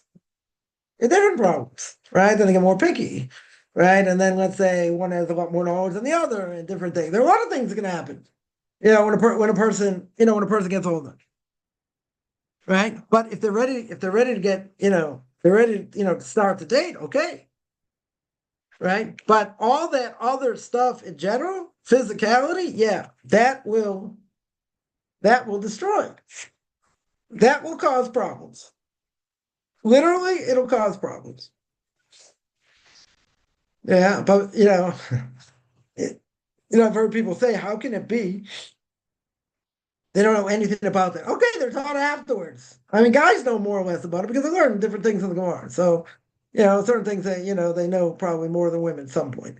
Okay. But they're going to get the brass tacks, how it all works and what happens and this and that. It's like kind of a shocker for some people. But, at the end of the day, quote unquote, being more experienced doesn't help you here. Right? Because that's not what the point is. I mean, it is it is a point. Intimacy is a big thing. I'm not gonna say not, right? But a person has to know how to deal with their spouse when they can't be together. It has to be. That's where love comes later, right? It's gonna come later. But anytime physicality comes before, there's a lot of emotion involved, tremendous amount of emotion, and because of emotion, that skews things. Is he just with me because of this or because of that? Or, he really wants to be with me. Again, if someone's really honest, okay. If someone's just out to get whatever he's out to get, in general, then we understand. Then for a woman, it's very dicey. On the one hand, she wants to get dates, she wants, whatever. On the other hand, like, what's she going to give? Again, trying to keep this clean here, right? But this is what goes on. It's gotten a lot worse, a heck of a lot worse. People experimenting with this at very young ages, right? But it doesn't help. For sure, doesn't help, right? You got to say, but how can a person know about intimacy? They've never experienced this. They'll get it. They'll work it out. It's not that confusing. Right. So, but you have to have a certain mentality also. You have to know how to deal with the person when you can't be together. When you can't just like have a hug and this and that. It's good reason. Very good reason. Right? But at the end of the day, the more a person thinks about it, the more a person into it, like probably most people in the world, it's bad. It's bad because they're looking at the person, they're looking at the other person as an object. Right? Can a woman objectify a man? Yes. It's more common for a man to objectify a woman, probably. Yeah, that's most likely the case. Today it could be a little bit different, but probably not. Right? But they have to be give and take. You have to look at the person as a whole person, not just their body. Yeah, because at some point, their body's going to go. They get older, even if they don't have kids. Yeah, at some point, unless they like exercise like fiends and this and that, right? The body's not going to be the same. So it's all about that. It's going to go stale eventually. I mean, unless the person doesn't really care and that's what they're into, okay. But I think most people want more of a relationship than that. Certainly that. Then you lose interest after a while. You get bored, so to speak. So you got to make it, more exciting. This, that, and then for other things happen. But the point over here is even something minor, which a person is going to think doesn't do anything. It's going to be a fish handshake, right? Ramosha Feinstein, the blessed memory of the Torah giants of the last generation wrote a response. What if you take the subway in New York, rush hour, packed, right? Literally sardines, one up against another. What happens if a guy brushes up against a woman? That's forbidden. What's the answer? No. Why not? There's no intimacy here. You have no choice. You're smushed in like a sardine. Obviously, better try to be around more men than women, but sometimes you can't. Right? Sometimes you can't. You go into the train. What happens? 50,000 people try and get in. You finally get in. Very good. And you're smushed up against a woman. You don't have intention for that. There's no intimacy there. So that's okay. I mean, obviously, better not to, but you don't have a choice. You don't have a choice. Right? Right. So again, people would argue, taking a hand, you can't embarrass someone. So you have to do it in a way where, it has to be clear from the beginning. Very, very clear. Someone goes in a job interview, they say, I can't work on Shabbos. I'll work on Sunday, but I have to leave early on Friday, this and that. But there have to be boundaries. There have to be clear-cut boundaries. Sometimes these boundaries are skewed between men and women. It's a big problem. Even person works, let's say, with all religious Jews. That's also a problem. Because then you get more chummy because this is your group, so to speak. And you get more chummy with someone of the opposite sex. You do projects with them, other things. Right? So again, you can't be a total snob at the same time. Right? You don't have that level of contact. Good morning, like that's it. Nothing, our spouse, how are your kids? Like those questions should be asked. In general. Well, it's none of your business, A, right? But B, that just brings to more, social contact. And when you have more social contact, it's harder. Right? It's more, then the lines get skewed. And when the lines get skewed, problems can happen. And I can tell you, problems have happened. It happens. Even the best of marriages. Yeah, problems can happen. So what do? You nip it in the bud. Or you try and nip it in the bud. It's not easy. Right? So we're certainly not going to say it's easy. Right? All right, let's take some questions here because I went on for a while here. Someone says, Dine Kiddush Hashem earns you a place in Om Haba. Yep. Right? If you killed for a Jew. Now, someone says that you have to be given that choice. Right? Heard someone say there's no such thing as if you kill for a Jew, just because you killed for a Jew, you have a place in the world to come. Right? Now, I've heard some people claim there's no such Gemara, there's no such case. There's no such place where it says that. Okay. Yeah, but if you are, it would seem that if you are killed as a Jew, right, for that reason, you sanctify God's name, you have a straight place in all Mama. Right? Now again, that's what a lot of people say. I've heard people say there's no source for it. Okay. It would make sense logically though. Yeah, it doesn't matter where they're holding in the world. They died because they were a Jew. Period. Right? Why shouldn't they have a portion of the world to come? Why in the world shouldn't they have a portion of the world to come? They died sanctifying God's name. Now, some say you have to be given the choice. Not that you just killed. You weren't given the choice. So I heard Kiva Tats, it should be well. He once said this generation will never have that choice. We'll never have that choice, kiss the cross or die, because we won't withstand the test. right? Back then, people were much stronger. We're much weaker today. Um, Someone there mentions models get quick change between a pair and there is nakedness. Yeah. Okay. Yeah, have to get, so you have theater actors changing together and dressing. That's a problem. That's for sure a problem. Men and women together, yeah.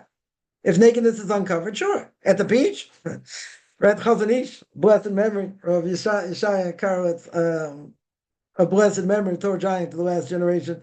He was the Rav of Bnei Brak. He once said, and others say the same thing. He's not the only one who said it. Going to a beach, it's like, yeah, you have to give up your life.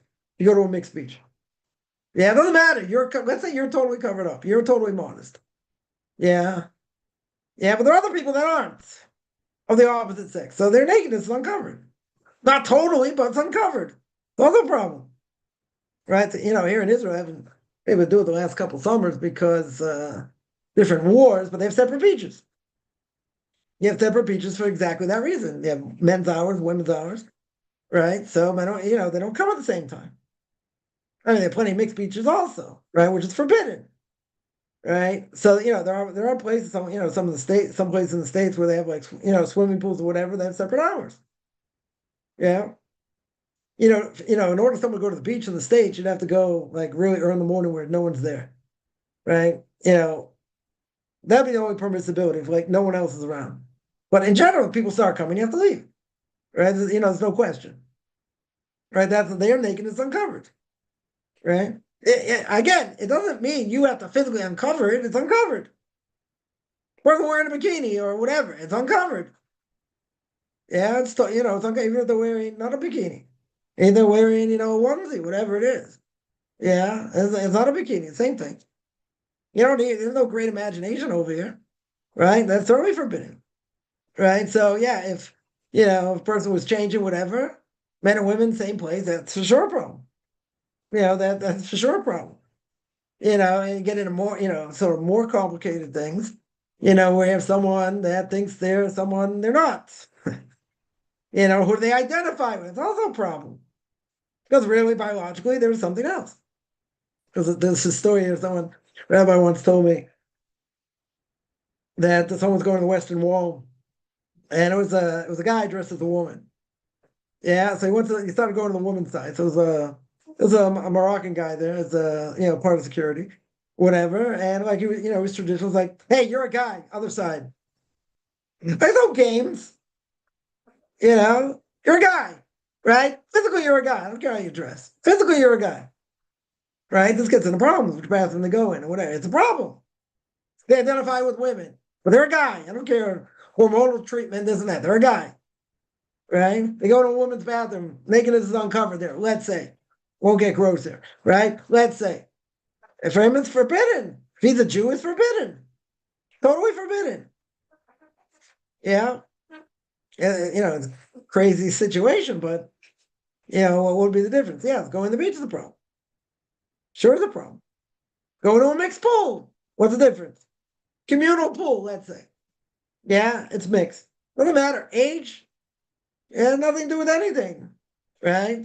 Nakedness uncovered. Yeah, it doesn't matter. Right? So it's surely going to be forbidden.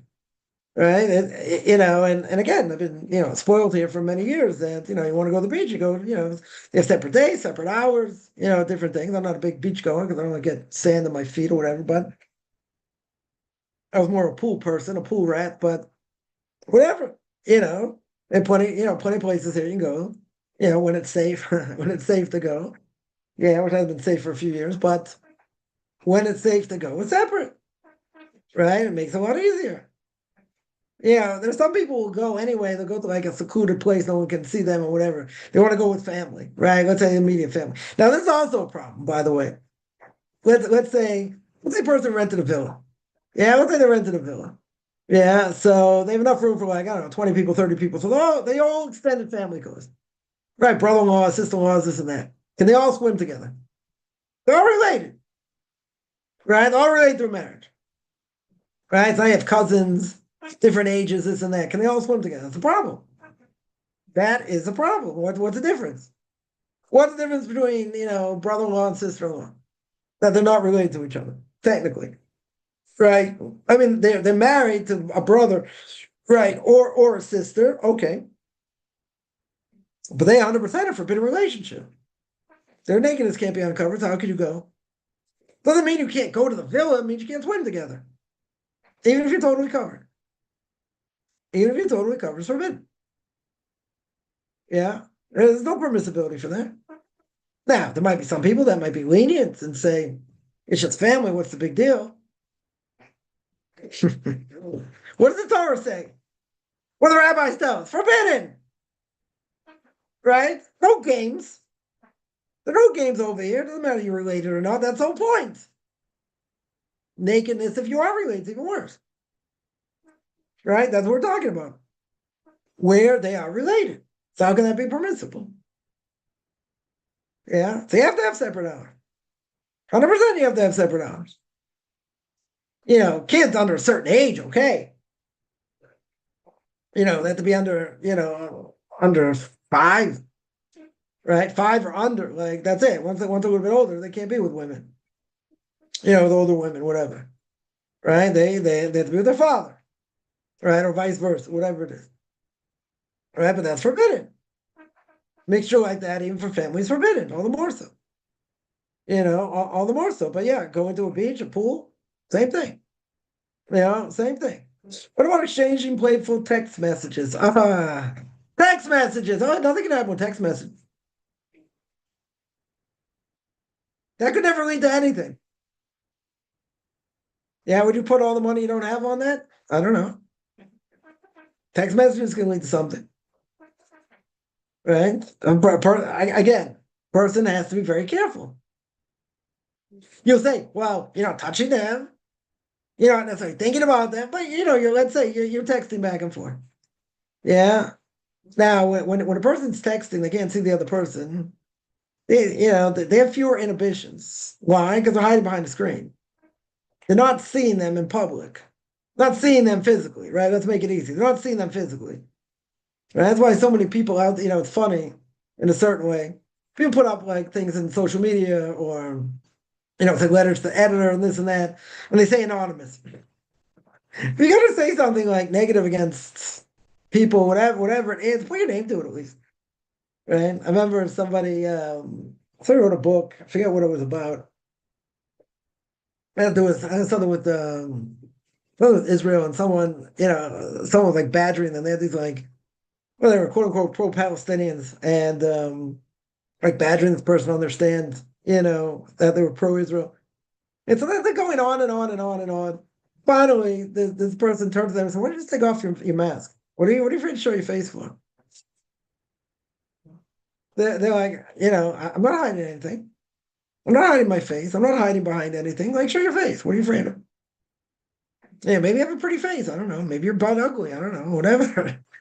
Maybe you're ugly. Okay. Well, that's what they said. Like, they kept throwing like all these different epithets at them and left and right. And the person just looked at him and said, "Why don't you just uncover your face? Just uncover your face." Yeah. So text messages can be a problem. Will definitely lead to something. Right? Text message. Yeah, you gotta be careful. You have to be careful for sure. I don't think they're innocent. I definitely don't think they're innocent. Yeah, and, I'm not saying it's gonna lead to anything. It could. It could because you have less restraint over here. Because it's very easy. I'm not saying you in general. I'm just saying it's very easy to hide behind a screen. Yeah, people put up all kinds of things, and pseudonyms and not their real name and all kinds of fake things. Well, they put all like this garbage, out there. And why do they, but they don't put their name to it. But they're hiding behind an alias. And there are a lot of times, by the way, that, I've heard stories that people have found people through these things. Through texting, through social media groups, different things. They're like, how did I get involved with such a person? Well, for some reason, this person happened to fulfill a need. Yeah, whatever that need is. And then one thing leads to another, and who knows what.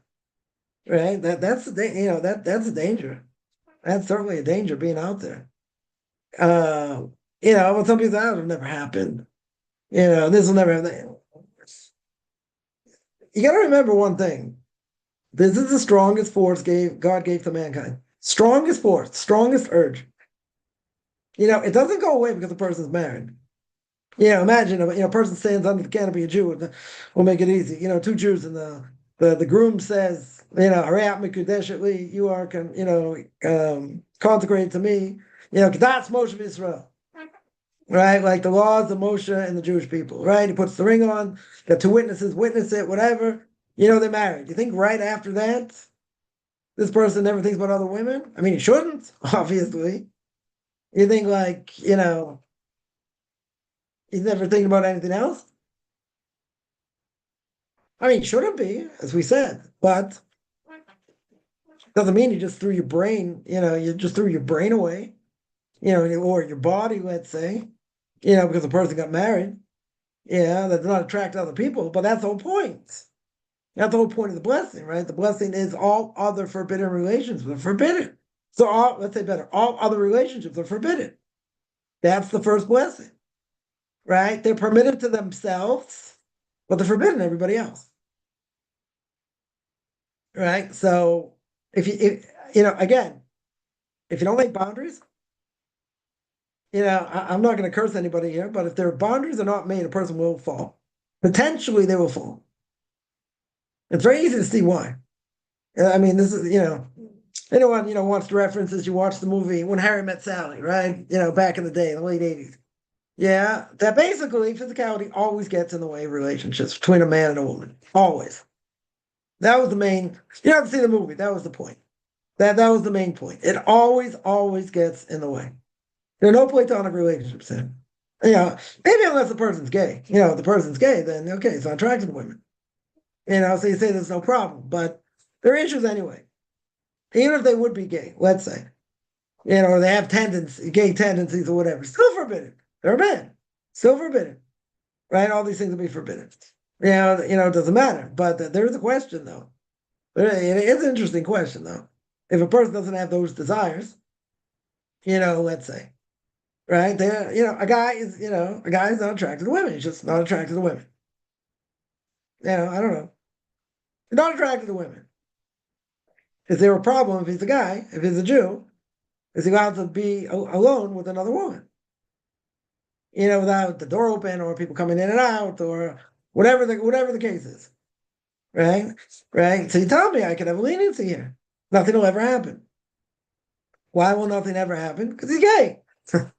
So he's not attracted to women, so it won't happen. Yeah, it's still forbidden. It's still forbidden because a guy's a guy. Doesn't matter. Not born that way, even though some people may think that. He's not born that way. He's got tendencies. Okay. He's got tendencies. Very good. Or not so good. He's got tendencies. Oh, the fact that he's got tendencies, doesn't negate the fact that it's still forbidden. Just like, if a person was alone with a 75-year-old woman, let's say she's an aunt or a great aunt.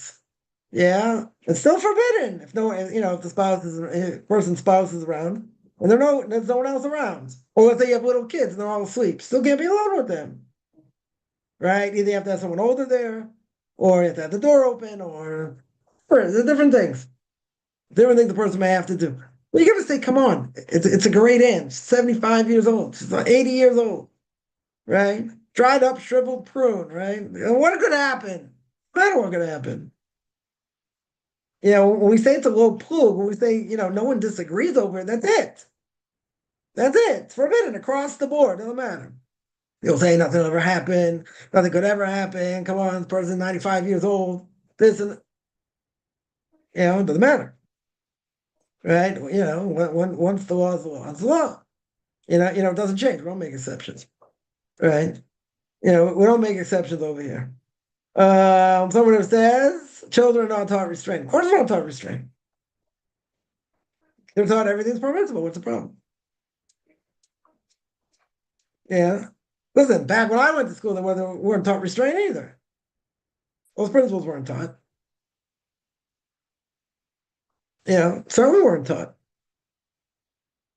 maybe way back they were taught, I don't know, but so when I was growing up, not an issue of restraint, right? I mean, morality's gone out the window for decades. Now it's got a lot worse. Got a lot worse. But you mention this to people who think you're out of your mind. What happened to morality? What happened to values? People don't have values today. They have no values. It's very sad. And yeah, people in the process can get abused. Yeah. Right. 100%. Things can happen. I think it's quite obvious. But people say you choose your way, they choose their way, different things. That's not fair. It's certainly not fair because it's not given anything. Not given any moral values. Doesn't even figure it out. So where do you draw the line? Right? That's why people say morality is relative, right? It's relative to that generation, relative to other things. Morality doesn't change. The Torah doesn't change. What's forbidden 3,000 years ago is forbidden today. That's it. Forbidden. Right? There's responsibility a person has to take. Kids, when they first learning Gemara, what do they learn? 10 years old, 11 years old, they learn the second parak, second chapter of Bava Metzia. What's second chapter of Bava Metzia? About lost objects. Yeah, why do they taught lost objects? Because they're taught, you're not taught, finders keepers, right? If it's got a sign, if it's got if you had a whole bunch of things put in one place, somebody must have left it there. You have to put up signs, try and find the rightful owner. It means the world's not ownerless. That's what it means. The world is not ownerless. Yesh din v'yesh dayin. There's a judge, there's judgment. The Brisker of, blessed memory of Yisrael Zev Soloveitchik, a blessed memory, son of Chaim Brisker, was one of Torah giants of the last generation. He said his father taught him when he was like 6 or 7. Taught, made it very clear. There's payback in this world. There's responsibility for what you do. He was taught as a kid. As a little kid, you can't just do whatever you want. Yesh din v'yesh dayin. There's a judge. There's judgment. That's what there is. And at some point, you're going to have to pay the piper. But you have to know. You have to know there's judgment. His grandfather, Beis HaLevi, famous Beis HaLevi, every so often, he would stick his hand over a candle to feel what Gehenna might be like, what the fire of Gehenna would be like. They say by the end of his life, his hands were like parched, were like black, dark brown, black, whatever it was. He just wanted to live it. He wanted to feel like what it's going to be like. Okay, some people, that's a very good deterrence. It makes them think, that makes it real. Okay, I can hear that. But restraint, kids having restraints. When I was growing up, no such thing. Maybe a little more moral, I can't even say. Today's haywire. Today's gone crazy. Back in the day, we'll take it one step further. We'll quote Esther, right? Who's Esther? We'll give her day. Madonna, right? We'll quote Madonna. Yeah, over here. She wrote a book. She wrote a book about sex in the 90s, I think. Whatever it was. That basically she wrote this book. What was the purpose of it? There should be no inhibition. Nobody should ever be have any inhibition about this stuff. In other words, anything goes. Gotta be prepared, whatever, but anything goes. So you can say that was what she brought to the world besides quote unquote her music. Yeah. That's what she brought to the world. This idea that nothing should be taboo. Nothing should be forbidden. Go to whatever extreme you want. Should be no inhibitions. Now, she's a trendsetter and people get into this a little bit, so there's no leeway. There's none. You do whatever you want. Whatever pleasure you want. however crazy it is, right? That's what you do. Why? Because it makes you happy. Well, it really doesn't in the end. We're not going to psychoanalyze this, but in general, should be no inhibitions. So I'm not saying that's the only reason society's gone AWOL, right? But is that surprising? Not surprising. So we're not surprised. And it's very sad, extremely sad. If I was living in the secular world, and I was a woman, I'd be terrified out there. Terrified. Yeah. What are the values? They may have less values. Some women have less values than men in certain things. Maybe. Maybe it's a scary thought, though. It's a very, very scary thought. But the point again is, that even things that we would think may not lead to anything. Even that fish handshake, it could be, according to some rabbinic authorities, okay, if that's what you did and you felt you had no choice or whatever, okay, it's less of an issue per se, right? Others would say you have to give up your life rather than do it. Okay, but you're going to say, you had no intention and whatever, and there was no intimacy, there were no thoughts, there was just a fish handshake, whatever. Still it's forbidden. You try and get around it a little bit if you did it, right? But these issues come up. These issues very much come up. Now again, even if they don't apply to Noahides, in general, they don't have to go this far.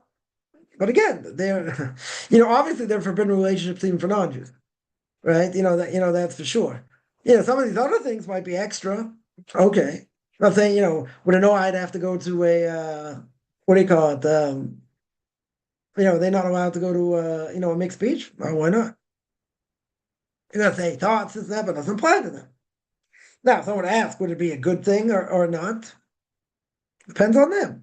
I would think, the moral imperative is probably better. Right? They want to lead a, more altruistic lifestyle. Very good. Okay. Do they have to? No. But can there be problems? Sure. Could be all kinds of problems. Yeah, and these are things, by the way, a person's not going to say, oh, you're just making this up. Like these things never happen, right? These things absolutely, absolutely never happen, and it's all, it's like 1 in a million. It's not 1 in a million. There are things that happen all the time, all the time. And if you're not careful and your guard is up, it can happen. For sure it can happen. Again, this person was living, was learning in like the most prestigious yeshiva in the world, right? In Panovich and Bnei Brak. He thought himself anything's going to happen with this woman, even though Rashach screamed at him. It's like, come on, we have nothing in common, different cultures, different this.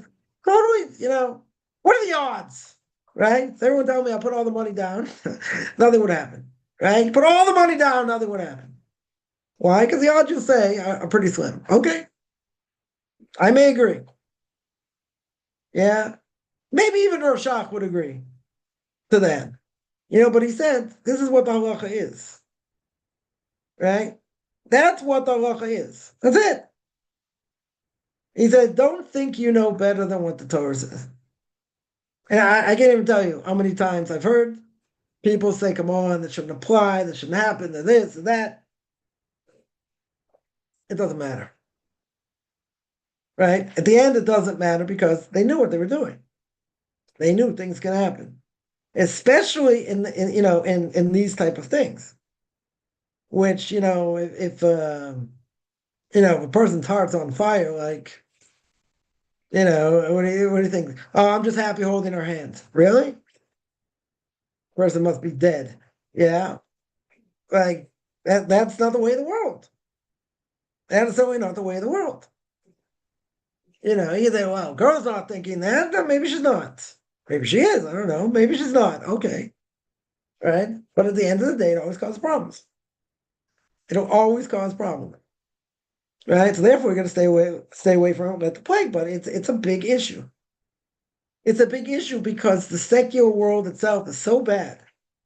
Right? I've heard people say, come on, you think this, you think that, you think the other thing, like, The Torah must not be that strong. No, no, no. The Torah is strong. Yeah, but the secular world and the evil inclination is so powerful. It's so powerful today. Yeah, it's almost like you don't have a standing chance, even with all the Torah in the world. Right? You got to be super focused. Your mind has to be, super focused. You can't get distracted. Right? A person been working on themselves for so long and they see one image, boom, destroys them. Destroys them. Not because, oh, they thought about this and that, but the image is there. Right? Anything you see, anything you hear, the soul records it. Right? So even if you don't bring up the picture for decades or who knows what, it's there. Right? And if I would ask, back in the day, right? Everyone knows, famous Life cereal commercial with Mikey, right? Mikey likes it. Whatever. He eats everything. Huh? Look, he likes it, whatever. Right? Everyone knows, as a kid, they can picture in their mind, if you know what I'm talking about, you can picture in your mind what this kid Mikey looks like. And no, he didn't die on Pop Rocks, right? It never happened. But there's always this theory that he died from whatever, eating Pop Rocks. But in any case, right? And you remember the commercial? Most people probably remember the commercial. The famous commercial. Yeah. Yeah. That image did not go out of the person's head. I just happened to mention it. It's, oh yeah, Mikey, that, Life cereal commercial. You haven't thought about it in 30 years, 40 years maybe. Person may not have thought about it. Yeah. It's there. Didn't disappear. Why did it come up? I don't know. Yeah, I don't know, a month ago. A month ago, I was like, they're selling Life cereal here. I was like, wow, selling Life cereal. It's like unbelievable. Not that I was a big Life cereal eater, but, in general, but that's what you think about. Why did you think about it? Because it's part of who you are. It's part of the culture you grew up in, for better or for worse. So it sticks to you. And I grew up, let's say in England, what would stick to them? Benny Hill. Yeah. Not a big Benny Hill film, never was. Right? But like, they know about him. And all his shtick and all the things and this and that. Yeah. Yeah. Not saying people, watch it or you talk about, John Cleese or, some other people, whatever, whatever it is. They know. Why do they know? Because it's part of the culture. You're part of the culture. You can't find, it's like impossible to get away from it. Okay. But that's the issue. Once you've seen it or once you've thought about it, now it's part of you. Doesn't matter if it comes up today, tomorrow, not for another 10, 15 years. It's there, right? And all these images the person saw there, right? Good, bad, and anything else in between, right? But the question is, you can have control over them. You can work hard to control them, but things get stirred up. A person can be under stress, other things, and who knows what, and these things come up. I'm not saying they should, but that just goes to show all these things, they're there. And if a person was part of whatever culture, whatever, TV shows were there, whatever movies, this and that, they remember.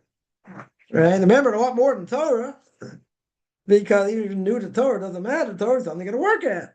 Torah is something that's one of the three things hard to acquire. Besides the land of Israel and Omaba. It's a hard thing. So anything that's going to distract you, and if a person has this big urge or whatever, it kills people. It kills people. And there are people that, get these, have these images, things they've seen, and it just overcomes them. And they struggle with that. So there's different ways how to deal with it. But again, it stems from the same thing, from the same thing over here. So it doesn't matter what we're going to see, whether it's speaking specifically about relations or just uncovering the nakedness or whatever, right? Whatever it is, any of these images, whatever it could possibly lead to, are bad as long as you're not fighting against it. If you're thinking about it, you're thinking about it more, different things where the person has more clothes on, less clothes on, that's a problem. That's the problem what potentially could lead to. Yeah, that's what the issue over here is. Right? So even if something we're going to talk about Gilead Rice talking about, uncovering the nakedness, okay. So the question, the question has been, and we'll delve into it probably more as we go through, the question is, okay, how far does that go? Is that just talking about uncovering the nakedness, or what if a person's nakedness not uncovered? And you start thinking different things. What about a simple handshake? Like, what's the big deal? So what? You know, if your great aunt Fanny wants to, wants to give you a hug, and she's like 102 years old, right, and very frail. What's the matter? You can't hug her. What do you think's going to happen? Doesn't matter. It doesn't matter, right?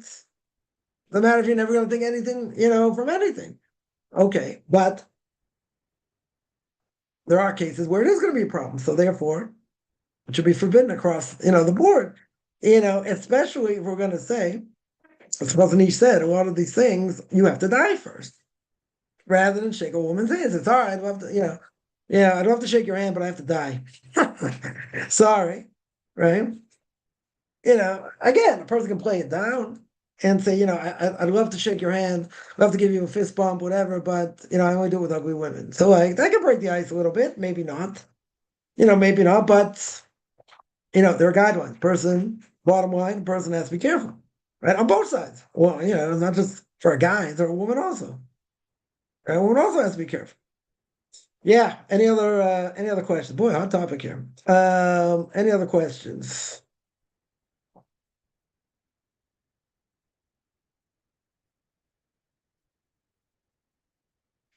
All right, I'm gonna stop here. I do this every Sunday. What do you call it? 9 o'clock Eastern time, 4 o'clock Israel time. So back on track here. You can find me on Facebook at Michael Kaufman, Beyond Orthodox Conversion Judaism, orthodoxconversion.com. Beyond Orthodox Conversion Judaism on YouTube. There I got videos, Q&As, ethics for fathers, Book of Leviticus. You want to send me an email? RabbiChaimKaufman at gmail.com, RBBICHIMCOFFMAN at gmail.com, whichever good.